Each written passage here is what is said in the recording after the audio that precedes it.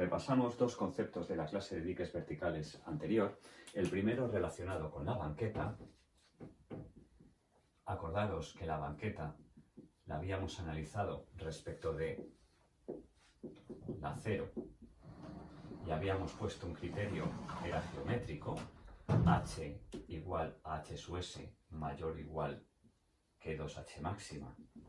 Y luego habíamos puesto otro criterio que era en el entorno de esta d, en este caso igual a h', aproximadamente 1,5 por h máxima.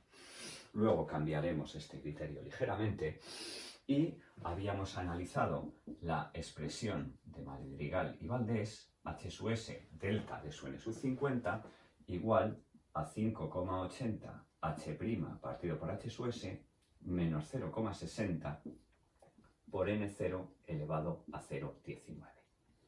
Aquí habíamos visto tres valores de n0, concretamente 0,5 para sin daño, 2 para daño admisible y 5 para daño inadmisible, ¿vale? Y habíamos visto también la existencia de tres comprobaciones.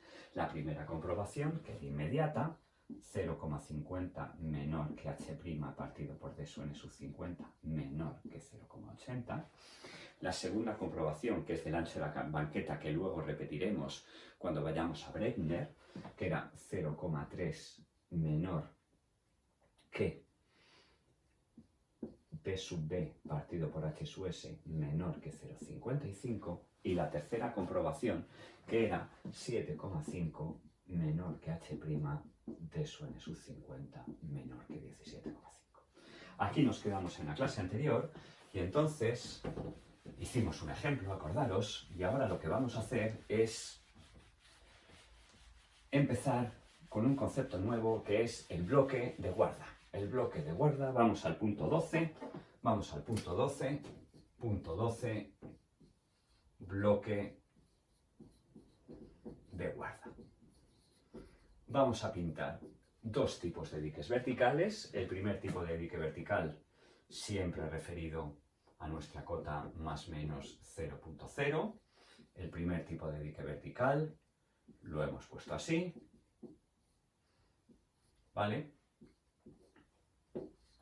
Y el segundo tipo de dique vertical vamos a introducirlo con el concepto de el bloque de guarda, ¿vale? Es la misma estructura anterior, ¿vale?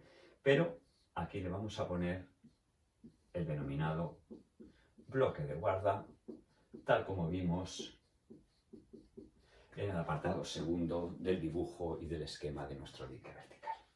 Bueno, para calcular el dique vertical, concretamente el bloque de guarda, vamos a utilizar la expresión de Ushijima. Vamos a utilizar la expresión de Ushijima. Y esta expresión de Ushijima está basado en el siguiente concepto, ¿vale? Está basado en el siguiente concepto. Esta es la geometría, ¿vale? Donde esto es D, donde esto es H' y por tanto donde esto es H. Y como podéis observar, es un esquema japonés. Como veréis en los apuntes, el método de Ushijima está basado en un gráfico. Este gráfico tiene las siguientes características.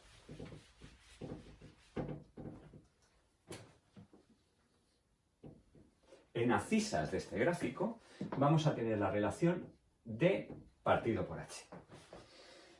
El bosque de puntos va a tener dos líneas. Una referente al tronco de dique y otra referente al morro del dique. Y la ordenada de este gráfico va a ser un valor T' partido por H. Y luego vamos a tener una pequeña relación o una pequeña tabla donde en función de T' vamos a tener las dimensiones y los pesos. ¿Correcto? Bueno, es muy sencillo manejar el gráfico de Ushijima. Lo único que tenemos que saber es perfectamente la geometría. conocida la geometría. Entramos, por ejemplo, en el morro, hacemos esto, vemos este valor T' partido por H, como la acción es conocida, y esto es un valor que hemos obtenido de la gráfica, T' es este valor por este H, y a partir de aquí vamos a la tabla. Yo creo que ha quedado bastante claro, lo volvemos a repetir. Tenemos la relación geométrica en el dique vertical, D partido por H, vamos al morro, y nos referimos al T' partido por H. Como T' partido por H es un determinado valor y H es conocida porque es la acción, calculamos T'. Y con esta T' vamos a la tabla y sacamos el bloque de guarda. ¿Vale? Vamos a hacer un ejemplo muy sencillo, el ejemplo 4, aunque volveremos poco a poco de nuevo en problemas. En la segunda clase de problemas veremos este ejemplo, ¿vale? Y en este caso vamos a tener un dique que está calculado con una altura de ola significante de 8 metros. Tenemos un H que es de 30 metros y un H' que es de 22 metros. Este es el ejemplo 4. ¿Vale? Y en este ejemplo 4 nos piden el bloque de guarda, pero no voy a hacer absolutamente nada antes de empezar a diseñar el bloque de guarda. Sigo el mismo esquema metodológico que vimos en la banqueta y por tanto lo primero que voy a hacer es acción. ¿Cuál es la acción? Voy a coger H1 que es 1,8 por H1/3 asociado a S2, que es el criterio de Godard. ¿Vale? Cuando hagáis esto, este valor saldrá lo que sea, pero será 1,8 por 8. En segundo lugar, vamos a hacer el criterio de Iribarren.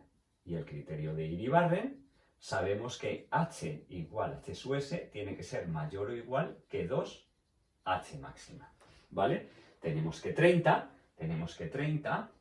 es claramente, si esto lo hiciéramos 8 por 8, 64, 4, 8 por 1 es 6, es 14,4, ¿vale? H máxima será, por tanto, 28,8, cumple perfectamente este criterio de Iribarren. D estaría en el entorno de 1,5 H máxima, ¿vale? Pero en este caso nos lo dan, y hacemos la hipótesis, esta, que esto es H' igual a D igual a 22, y esto es 30. ¿Correcto?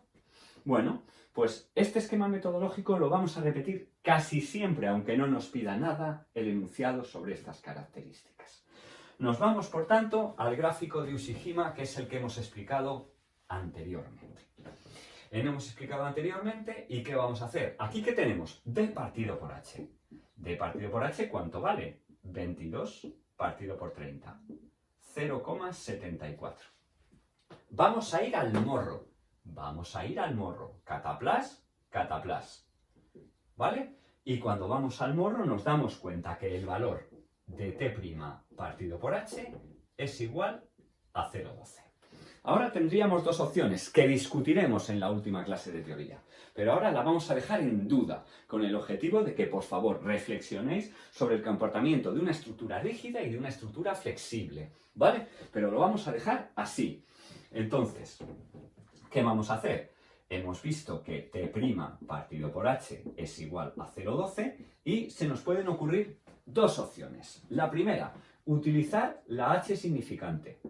Luego, si utilizamos la H significante, T' será 0,12 por 8, aproximadamente 0,96. Miraremos en la tabla el valor de T', 1.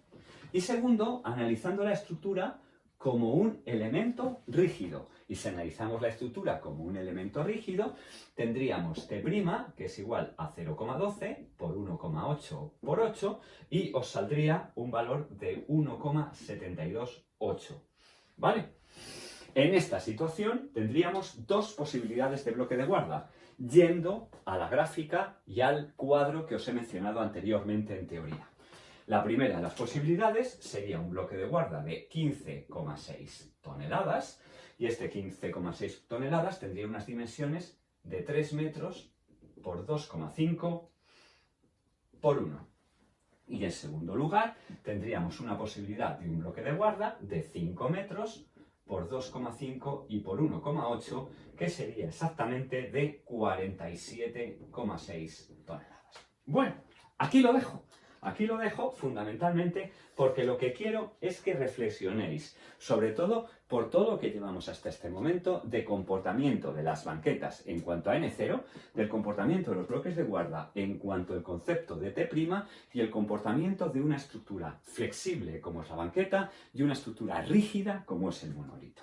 ¿Vale? Primera parte de los conocimientos que tenemos que transmitir hoy. Siguiendo con la clase, voy a hacer lo mismo que hicimos en los diques en talud. Lo mismo que hicimos en los diques en talud, que es aplicar el teorema Pi a los diques verticales. Punto 13, teorema Pi. Y además nos va a permitir volver a repasar el teorema de Buckingham. En el teorema de Buckingham, acordaros, nosotros cogíamos tres variables que supuestamente pensábamos que eran linealmente independientes. En la primera de ellas, el peso específico del agua del mar. Toneladas, metro cúbico. Alguno habéis preguntado de dónde salían las unidades. Pues esto no es nada menos que L a la menos 3 por F. ¿Vale? L a la menos 3 por F, en un sistema LFT. También teníamos H, M y N. Y también teníamos T, que eran concretamente segundos, y T. Y acordaros que estábamos utilizando un sistema que era LFT, y en este sistema LFT, pasando al mismo, tendríamos menos 3, 1, 0, tendríamos 1, 0, 0, y tendríamos 0, 0, 1.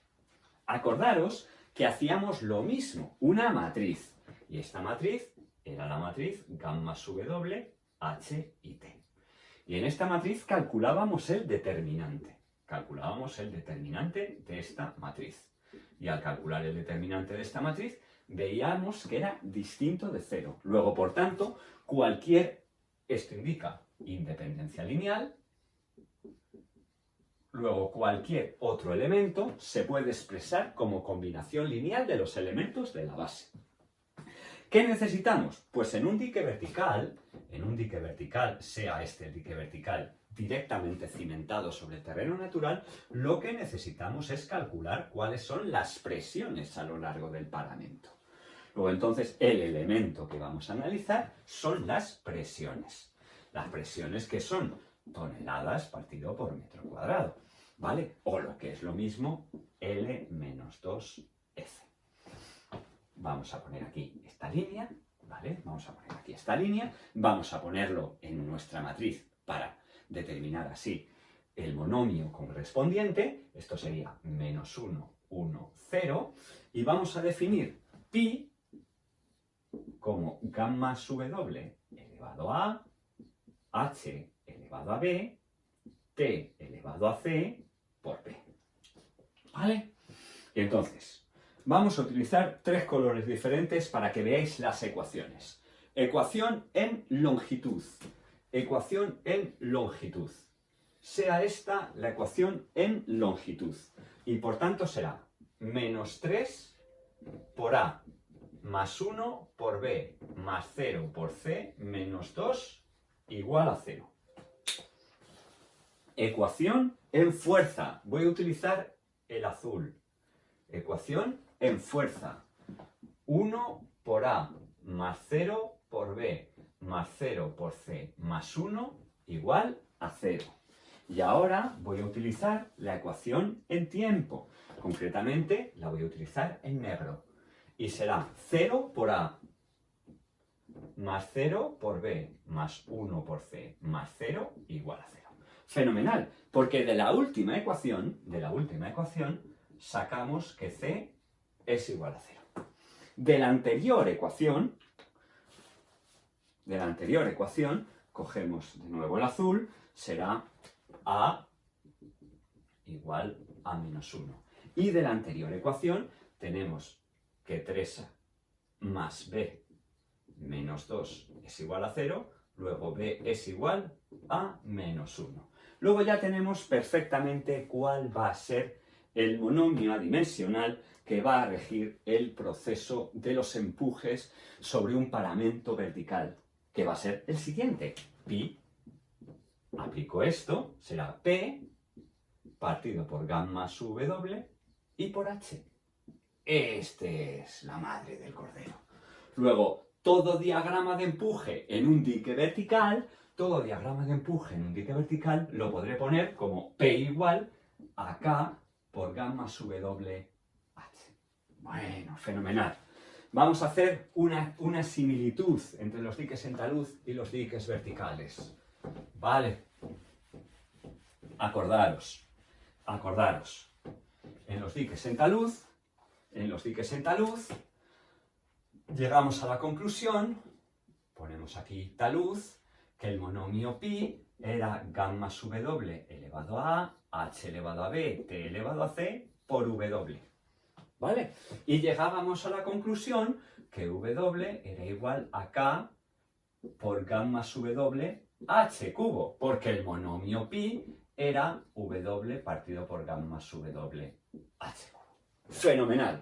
¿Y qué hemos hecho ahora en los diques verticales? Pues en los diques verticales lo que hemos hecho ahora mismo es que en el vertical el monomio pi es gamma sub W H elevado a B T elevado a C por P, la presión será K gamma sub W por H y el monomio es lo que nos ha salido anteriormente.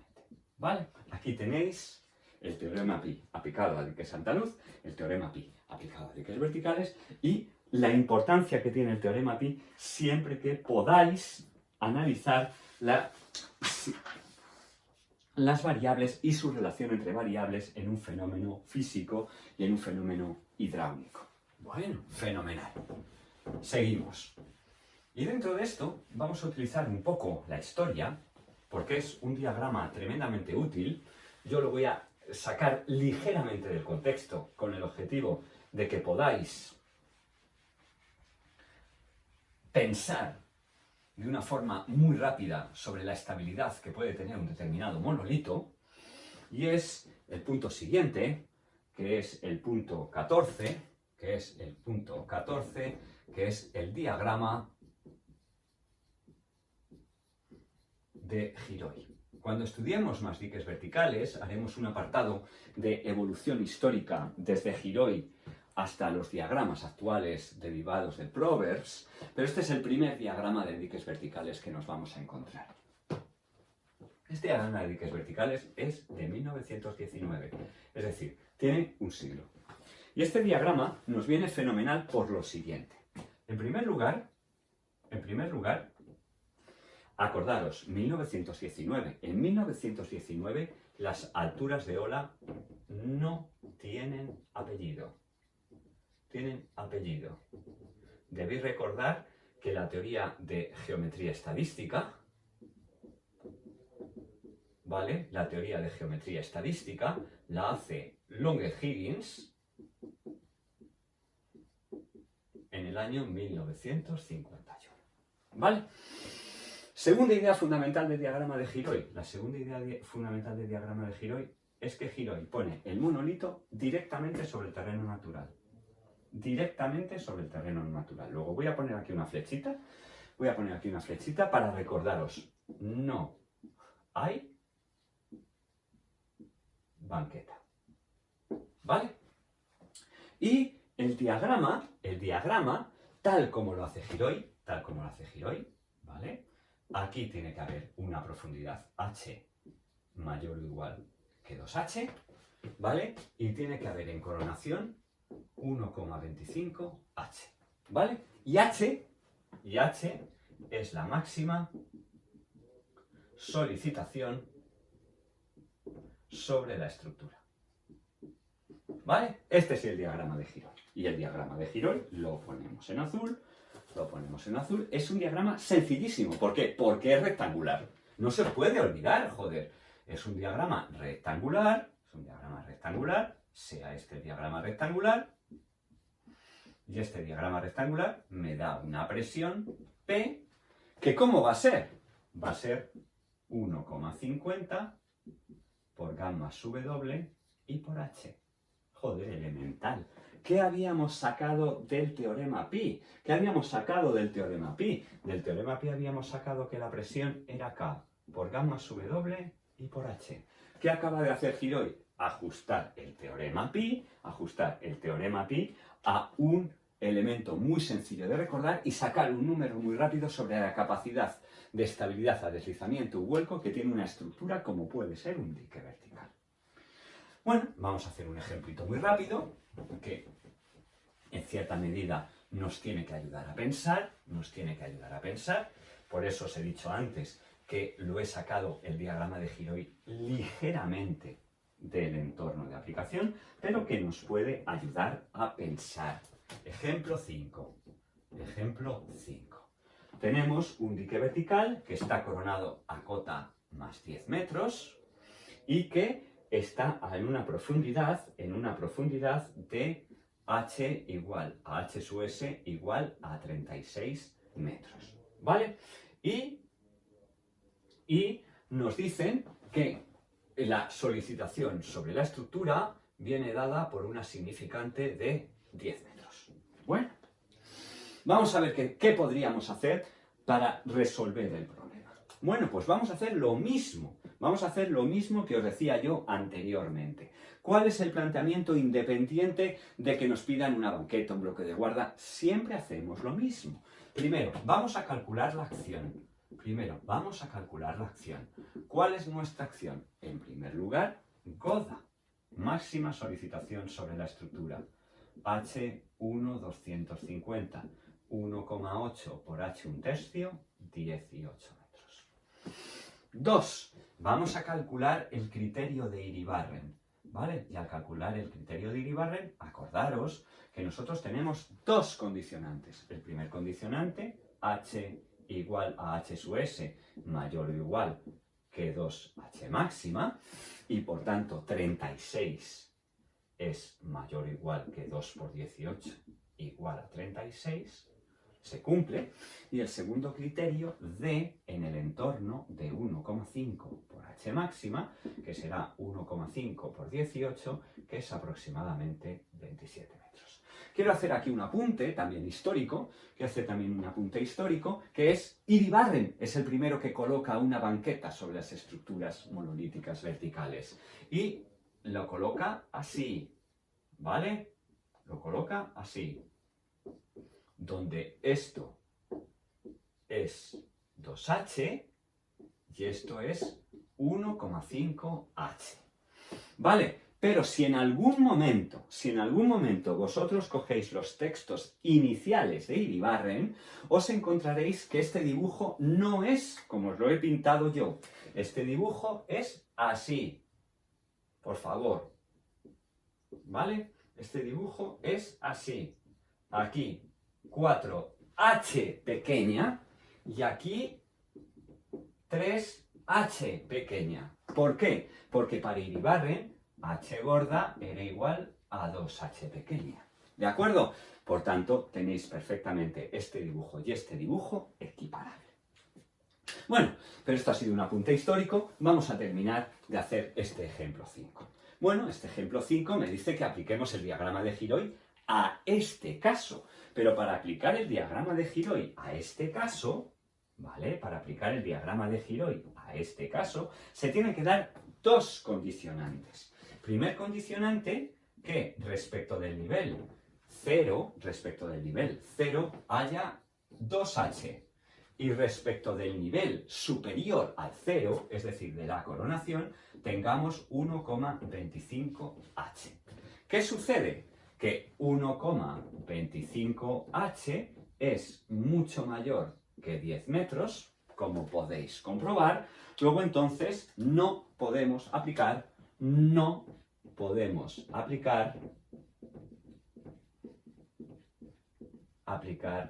Gilroy. Si os habéis fijado, es un ejemplo trampa, pero por lo menos nos sirve ligeramente para poder ir pensando sobre este tipo de estructuras. Siguiente punto que vamos a ver. Todo nos va a llevar, que es algo que veremos en la clase de mañana, todo nos va a llevar a realizar un esquema de diques verticales de una forma muy rápida y sencilla antes de meternos en diagramas más sofisticados que veremos en el máster, como puede ser la teoría de Goda o la teoría de Takahashi, ¿vale?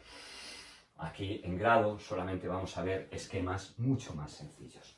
Bueno, nos vamos al punto siguiente, que ya no sé cuál es, pero el punto siguiente va a ser la banqueta, ¿vale? El punto siguiente va a ser la banqueta. Y dentro de esta banqueta yo os pido algo esencial. Esta banqueta es de naturaleza hidráulica. Estamos calculando una estructura desde el punto de vista de oleaje y periodo. ¿Vale? No es geotecnia, no es geotecnia. Cuando vosotros veáis, por ejemplo, el dique de Barcelona, en el dique de Barcelona veréis que el dique de Barcelona, pues, es una estructura que a lo mejor este es el monolito, pero por delante tenemos banquetas. Aquí viene el oleaje y aquí vendría el espaldón. Vale, a lo mejor esta banqueta tiene más de 40 metros. Pero en la zona interior también le hemos dado una banqueta con el fin de equilibrarlo, y esta estructura es de marcado carácter geotécnico, mientras lo que vamos a ver ahora es de marcado carácter hidráulico. Lo que hacemos en estas clases de obras es hidráulica, no interacción suelo-estructura. La interacción suelo-estructura es fundamental en todo tipo de obras, pero lo que estamos haciendo aquí es comportamiento hidráulico. La geotecnia va en otro sentido y evidentemente eso es otro estado que tenemos que calcular, que es la estabilidad global de nuestro sistema. Bueno, una vez hecho también este apunte, nos vamos a coger el criterio de Brebner, Y Brebner, con oleaje regular, por tanto monocromático, define unas características unas características hidráulicas de la banqueta. Y estas características hidráulicas de la banqueta son las siguientes, ¿vale? Sea esta nuestra estructura, voy a poner la misma nomenclatura que hemos visto hasta ahora, y por tanto esto sería H y esto sería H sub S, y aquí tendríamos H' igual a D, y según el criterio de Brebner,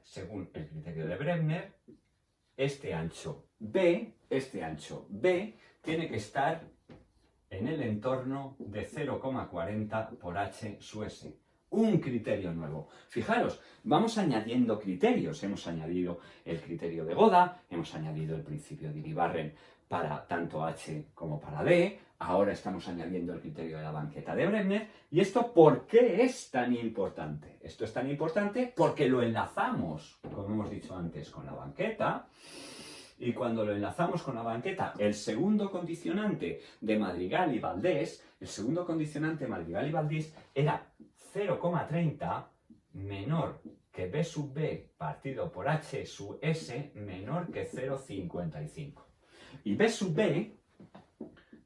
B era B más 0,5 H sub B por la cotangente de alfa. Acordaros, por si no lo recordáis, pero hicimos un punto específico de nomenclatura, que este es nuestro ángulo alfa y este es nuestro valor H sub B. Luego, la gran ventaja de utilizar el criterio de Brebner para determinar las anchuras hidráulicas de las banquetas, la gran importancia, ¿cuál es? Que cuando nosotros utilicemos este criterio, directamente cumplimos el condicionante de Madrigal y Valdés. Luego, si hemos proyectado bien un dique vertical, aunque sea en un diseño inicial y conceptual, ¿vale? Si hemos utilizado bien todas las ideas que hasta ahora os hemos dicho en estas pequeñas clases, evidentemente hemos concretado dos aspectos. El primero, que 0,50 era menor que h' partido por h sub s menor que 0,80, que era la primera comprobación de Madrigal y Valdés. Fenomenal. Pero si ahora no sabemos Bregner, automáticamente tenemos esta comprobación hecha. Luego, tenemos la segunda comprobación de Madrigal y Valdés. Luego, si analizamos bien la estructura y croquizamos bien la estructura, tenemos gran parte del trabajo hecho si nos piden diseñar la banqueta. Bueno, vamos quizás a uno de los puntos más bonitos, más interesantes y sobre todo más recientes de la historia de los diques verticales. ¿Vale? Estamos ante el punto 16, que es el mapa paramétrico de McConnell.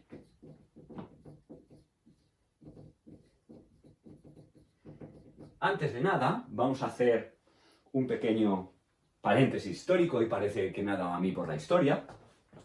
Concretamente, vamos a repasar un proyecto europeo que es el Proverbs. El Proverbs fue un gran proyecto europeo a finales de los 90 y principios de los 2000 ya en este siglo, que era Probabilistic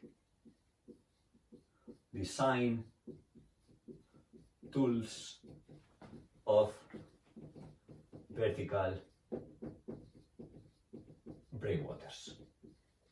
En el seno de ese proyecto, gran parte de las evoluciones de los diques verticales se pueden encontrar en documentos de diferentes laboratorios y universidades que participaron en el mismo. Y uno de ellos es el mapa paramétrico de McConnell, otro era la idea de la fórmula de Madrigal y Valdés. Bueno, pues entonces lo que vamos a hacer ahora es, primero, pintarnos un dique para volver a repasar de nuevo la nomenclatura. Podéis pensar, joder, siempre estoy repitiendo lo mismo, pero es esencial para que tengáis tremendamente claro. Vamos a pintar nuestro dique, vamos a hacer, por supuesto, cota sumergida nuestra 0, vamos a suponer que esto es h igual a h sub s, para tener nomenclatura europea y nomenclatura japonesa simultáneamente. Vamos a ponerle la banqueta, a esto lo vamos a llamar h sub b, aquí vamos a poner el monolito, a esto lo vamos a llamar h', ¿vale? Este va a ser nuestro ángulo alfa, y a partir de aquí pues vamos a tener nuestra b, que nos va a permitir calcular la b estrella o la b equivalente o como queráis llamarlo. ¿Vale? Puesta esta figura, cambiamos de nuevo de tinta y vamos a analizar cuatro monomios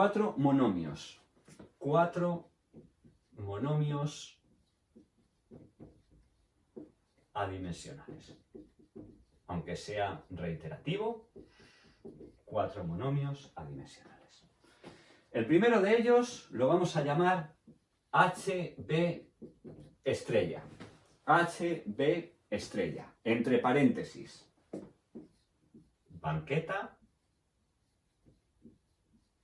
adimensional. ¿Cuánto vale esta HB estrella? Pues va a valer HB partido por H sub S. Fenomenal, porque sabéis cuánto vale HB y sabéis cuánto es H sub S. Primer monomio adimensional. Segundo monomio adimensional. Altura de ola significante adimensional.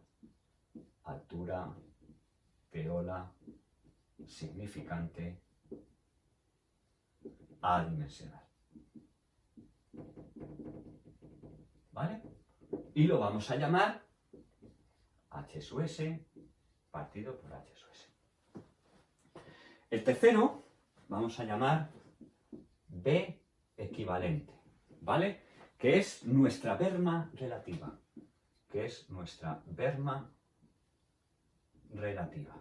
¿Vale? ¿Cuánto vale nuestra berma relativa? Va a ser, perdonad, esto es B estrella, porque son monomios adimensionales. Esto es B estrella. Y nuestra berma relativa será B equivalente partido por H sub S. Y, bueno, se me ha trastocado B equivalente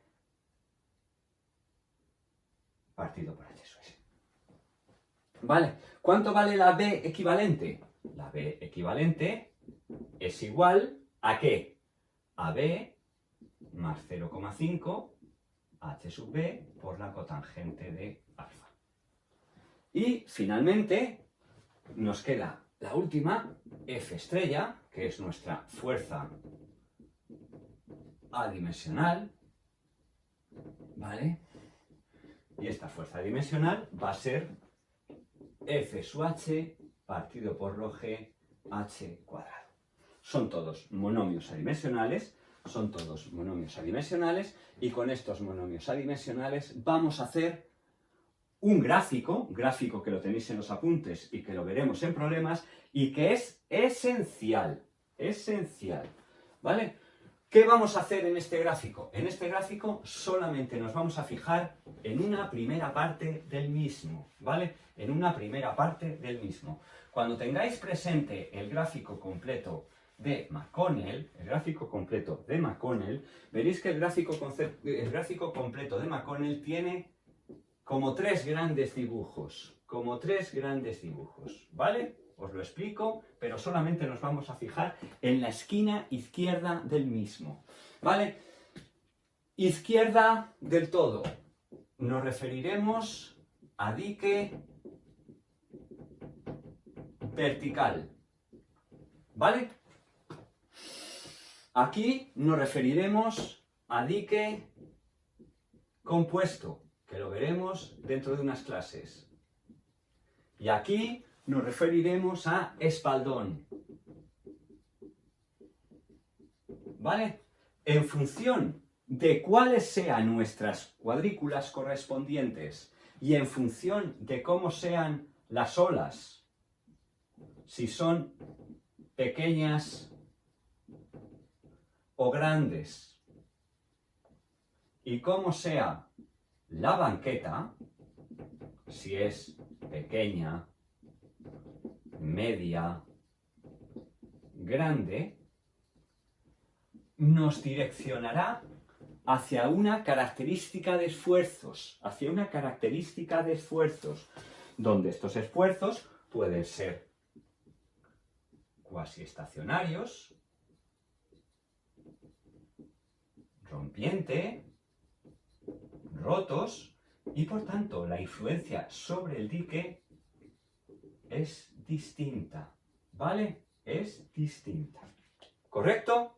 Bueno, fenomenal. En lo que a nosotros nos ocupa, y en las clases de grado, solamente nos vamos a referir a este tipo de estructuras, que es lo que estamos viendo, diques verticales, ¿vale? Y en los diques verticales nos vamos a encontrar una situación que es fundamental. Para que un dique sea vertical, es necesario que el monomio H sub B estrella, acordaros, H sub B partido por H sub S, sea menor que 0,3. También es necesario que este dique esté sometido a pequeñas olas. H sub S estrella, que da igual a H sub S partido por H sub S, menor que 0,35. Cuando se producen estas cosas, ambas dos, ¿vale? Lo que sucede es que lo que tenemos es un FH máxima partido por F aproximadamente igual a 1. Y el problema es cuasi estacionario. Tenemos un verdadero dique vertical, ¿vale? Por eso, ahora hacemos otro ejemplo muy sencillo. Me parece que es el ejemplo 6. El ejemplo 6, para que os quede muy fácil, En el ejemplo 6, imaginaros que nosotros tenemos, ejemplo 6, tenemos un dique que está sometido a 10 metros de altura significante y está sometido a 10 metros de altura significante en una profundidad de 36 metros. Y vamos a seguir el mismo esquema metodológico que hemos visto hasta este momento. Punto A, la acción. La acción, hemos utilizado GODA, y GODA era H1 250, 1,8 por H sub S asociado a S2, 18 metros. 2. Iribarren. Ya lo he repetido varias veces en las banquetas y en el bloque de guarda. H igual a H sub S mayor o igual que 2H máxima, luego por tanto 36 mayor o igual que 2 por 18 igual a 36 se cumple. D en el entorno de 1,5 por H máxima, luego 1,5 por 18 igual a 27. Vale, y ahora añado un epígrafe más, McConnell. Ahora añado un epígrafe más, McConnell. Y al añadir este epígrafe más, que es concretamente McConnell, vamos a coger los dos criterios que hemos visto anteriormente. Voy a seguir como si diera por válido el análisis de Iribarren. Si doy por válido el análisis de Iribarren, tendríamos que estos son 36 metros, ¿vale? Estos son 36 metros, que estos son 27 metros. Y si estos son 27 metros, estos serían exactamente 9, ¿vale?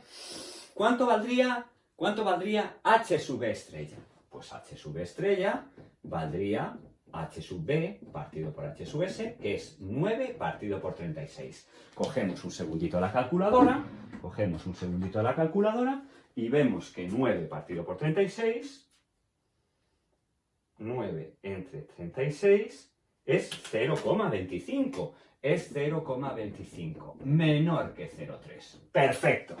Y ahora vamos a hacer H sub S estrella. Y H sub S estrella, H sub S partido por H sub S, por tanto, 8 partido por 36, menor que 0,35, estamos ante un verdadero dique vertical según el Proverbs. Y alguien puede preguntarse, hombre, te lo tenías preparado, has puesto el ejercicio para que salga fenomenal y salga todo fenomenal y a partir de ahí podamos diseñar los diques verticales, pero nunca pasa así. Esperaros porque es un esquema metodológico que vamos a ir poco a poco siguiéndolo para que veáis que tiene solución siempre, tanto en dique vertical como en dique compuesto, como cuando lleguemos a una estructura tipo espaldón. Mapa paramétrico de McConnell. El punto 17 es una expresión que hicimos a finales de la década de los 90 en el grupo de investigación, ¿vale? Y que fue el ancho efectivo de los cajones de los diques verticales, ¿vale? Ancho efectivo, punto 17,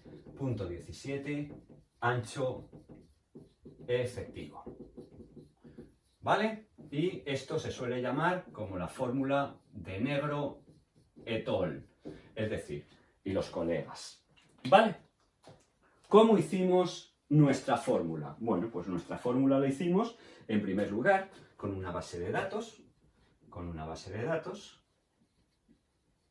de todos los diques verticales que había en España, ¿vale? Esta base de datos de todos los diques que había en España, lo que hicimos fue hacer un análisis estadístico para ver cuánto valía este monomio,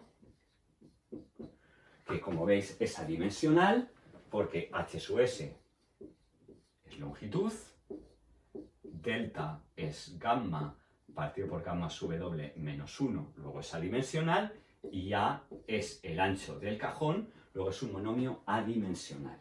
¿Y cómo calculábamos delta? Pues ¿cómo calculábamos delta? En función de cómo era el monolito, es decir, qué porcentaje de hormigón tenía el cajón, porcentaje de hormigón, qué porcentaje de relleno tenía el cajón y luego cuántos kilos de armado tenía la estructura. Y hecho esto, llegamos a una conclusión que el ancho efectivo de un dique vertical,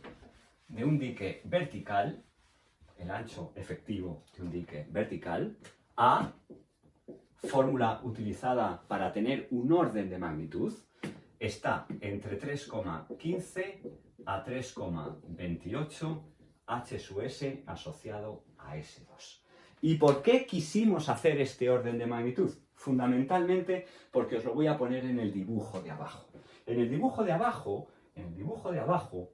yo os voy a pintar tres diques, Uno, claramente dices,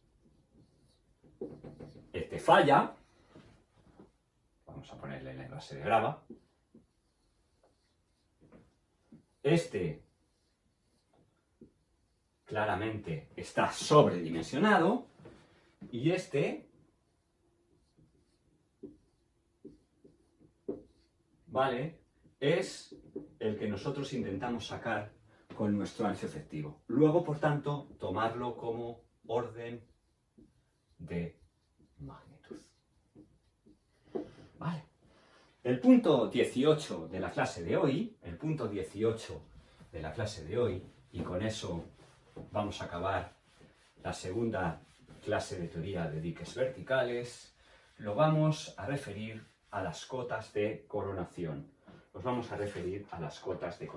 Y ya para mañana, punto 18, ya para mañana haremos un ejemplo de cotas de coronación y haremos una síntesis, lo que se suele llamar el croquis de un dique vertical, que es la primera gran idea para que vosotros podáis afrontar una estructura antes de meteros en un modelo más sofisticado de diseño.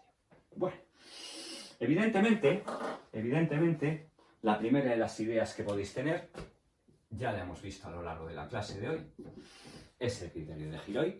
Y si utilizáramos el criterio de Giraud, ¿vale?, vuelvo a pintarlo, ¿vale? En este criterio de Giraud teníamos aquí 2H, teníamos aquí 1,25H, ¿vale? Luego el primer criterio podrías decir, oye, yo tengo que tener estructura por encima de 1,25H. Parece muy sencillo, es una primera idea para que tengáis un orden de magnitud de las cosas, ¿vale? Evidentemente eso implica que si vuestra H está en el entorno de los 10 metros, vuestra H de diseño, vamos a ponerla aquí, tendríais que tener una estructura que esté por encima de la más 12,50 metros. ¿Vale? La segunda idea que vamos a ver hoy es la de Seinflow. Es la primera vez que sale Seinflow en estas clases de diques verticales. Seinflow tiene un maravilloso ensayo que se llama Ensayo sobre diques verticales, publicado en Pont Chaussée en 1928, y es maravilloso porque tiene, además de un análisis en cresta, otro análisis en seno y, ¿vale?, también sobre una estructura vertical directamente puesta sobre el terreno natural, donde, fijaros, este sería el diagrama en cresta, y lo pongo en otro color, este sería el diagrama en seno. ¿Vale?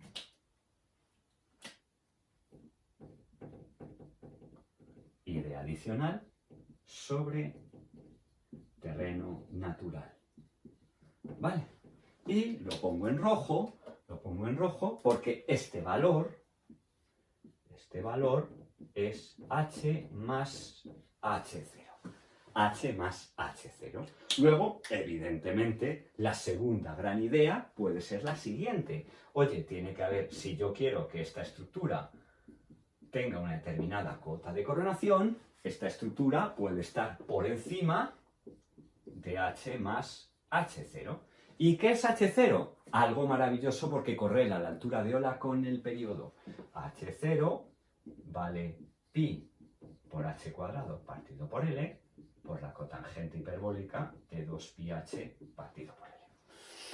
En estas clases no os lo he dicho, pero muchas veces en muchas clases de la asignatura lo he repetido, que siempre que tengáis H y T, siempre que tengáis h y t, por favor, calcular L sub 0, por tanto, gt cuadrado partido por 2pi, y calcular L, gt cuadrado partido por 2pi, tangente hiperbólica de 2πh partido por L, y comprobar el dominio, y concretamente nuestro dominio tiene que ser transición.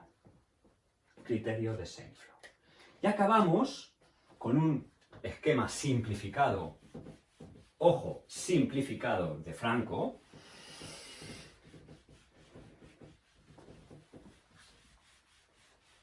donde voy a quitarle 2 de los coeficientes para hacer más sencilla la aplicación del mismo, ¿vale? Donde vamos a utilizar el criterio de Leo Franco, de la Universidad de Roma 3, ¿vale? Antes del Politécnico de Milán, donde Leo Franco da una fórmula en función del caudal de rebase. En función del caudal de rebase.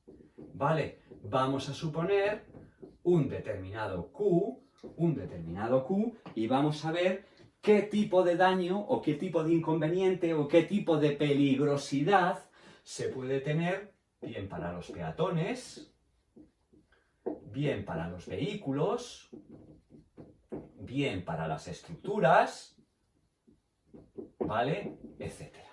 ¿De acuerdo?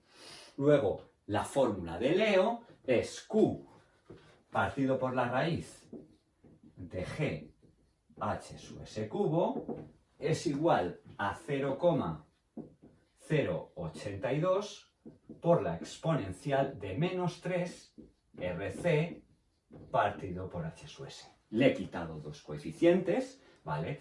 Uno partido por gamma c, uno partido por gamma beta, pero es un primer orden de magnitud. 2 puntualizaciones antes de terminar la clase de hoy. La primera, ¿qué es RC?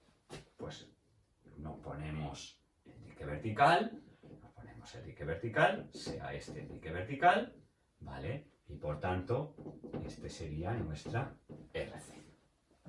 Y segunda puntualización, ¿cuánto vamos a adoptar el valor de Q? Y el valor de Q que vamos a adoptar es 10 a la menos 2 metros cúbicos segundo por metro. Bueno, pues entonces, cuando vosotros os querráis plantear una cota de correlación de una determinada estructura, podréis tener una serie de criterios, y estos criterios, pues ya veréis mañana en el ejemplo, pues van a tener bastante cambio en cuanto al concepto de la citada cota. Uno, ya hemos visto que era el criterio de Giraud, mayor que 1,25h.